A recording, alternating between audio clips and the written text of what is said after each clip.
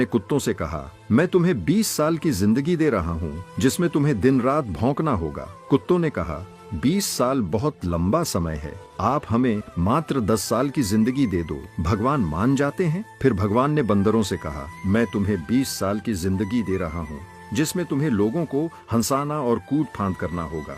तो बंदरों ने भी कहा, 20 साल बहुत ज्यादा है, आप हमारी उम्र भी कुत्तों की तरह 10 साल ही कर दीजिए। भगवान फिर से मान जाते हैं। फिर भगवान ने गाय से कहा, मैं तुम्हें 60 वर्षों का जीवन देता हूँ जिसमें तुम्हें किसानों की मदद करनी है और खेती बाड़ी करनी है। इस पर गाय ने कहा, हे भगवान, 60 साल बहुत अधिक हैं, कृपया मुझे केवल 20 वर्षों का जीवन प्रदान करें।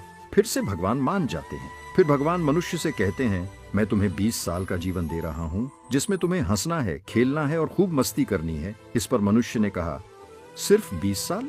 आप ऐसा कीजिए, मेरे 20 साल के साथ कुत्ते के बचे हुए 10 साल, बंदर के 10 साल और गाय के छोड़े हुए 40 साल भी मुझे दे दीजिए। भगवान मान जाते हैं और कहते हैं, जैसी तुम्हारी मर्जी।